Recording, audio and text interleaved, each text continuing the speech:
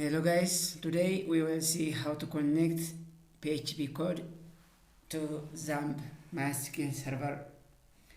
So to connect XAMPP server, first we must install XAMPP software.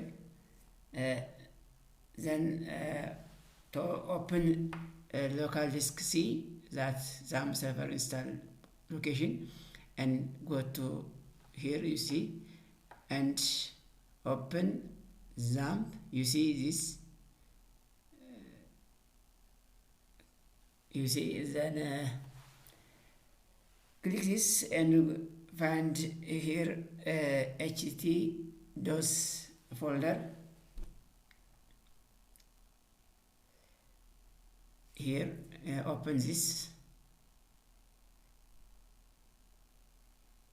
So in here you can save your file here, or you can create a folder this, and when you create a folder and also you create the file inside the folder. See my, so እዛ እንግዲህ እንደምታዩት ፎልደር ክሬት እናደርጋለን። ፎልደር ክሬት ካደረግን በኋላ ፋይላችን እዚህ ፎልደር ውስጥ ሴቭ መደረግ አለበት።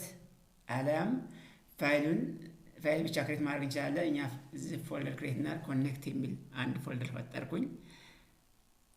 ለኔ ይሄን እንግዲህ ሚኒማይዝ አድርገውና ልውጣና ሶ open any text editor I use any text editor. So go to this here file የሚሆን ክፍትና ከዚህኛው ላይ open folder የሚለው ክሊክ አደርጋለሁ። open folder, then go to XAMPP installation path. XAMPP ቅድም ሴቭ አደረኩበት ቦታ እና ኮኔክት የሚለውን አድ አደርገዋለሁ ማለት ነው። ይሄንን ሴሌክት አድርጌ አድ አደርገዋለሁ። Here the folder is displayed. So here a plus sign touch in click on new file, create new file. እንደምታዩት ይሄን create new file የምትል መጣችልኝ።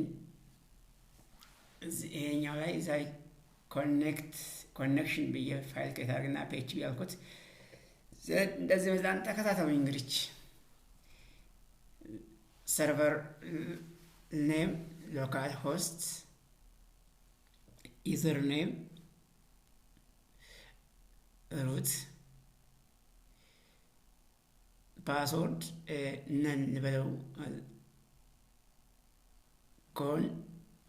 MySQL connect, server name, username, password. If connect ካላረገ display connection failed የሚል ይሰኛል። MySQL connect error የሚል ይሄን ሜሴጅ ዲስፕሌይ ያደርግልኛል። ይሄ ኮኔክሽን ፌልድ የሚል ሜሴጅ ማለት ነው። ኮኔክት ካላረገ ደግሞ echo connection connect successfully የሚል ሜሴጅ ማለት ነው። ሶ ሳይዝ PHP ታጉን ዘጋዋለሁኝ። ዘን ሴቭ አረጋለሁ። ሴቭ ካረኩ በኋላ ዛምፕን ራን አረጋለሁ። ዛምፕ ሶፍትዌርን ራን አረጋለሁ። XAMPP software and start Apache and MySQL. Then click admin to start or open in any browser or by default browser ላይ አድርገን ይሄን እንደምታዩት ይመጣኛል። እዚህ ከመጣ በኋላ ሎካል ዲስክ PHP my admin የሚለው ላይ ሎካል ሆስት ብለን እንትናችንን አለን። እዛ ክሬት ያደረግነው ፎልደር ስም ፓዙን ሎካል ሆስት። እኔ እዚህ ላይ እንግዲህ ኮኔክት ነው የሚል ነው ፎልደሩ የሰጠሁት።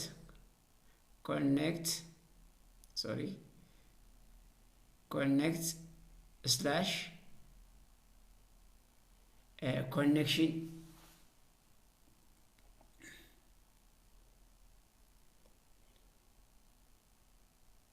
ኮኔክሽን ይሄኛውን ኢንተር እለዋለሁ። ማን እንደምታዩት ይሄን ገብቶኛል። ኢንተር ስለው በትክክል ኮኔክት ጋር ዋው በትክክል እንደምታዩት ኮኔክት አድርጓል። ኮኔክትድ ሰክሰስፉሊ ብሏል። ስለዚህ አሁን ፕሮግራማችንና እንትኑ ከዛም ጋር ኮኔክት አድርጎልናል ማለት ነው።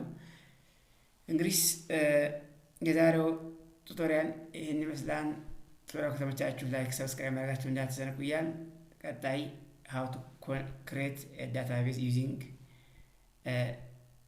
PHP on XAMPP MySQL server የሚሆን እናያለን።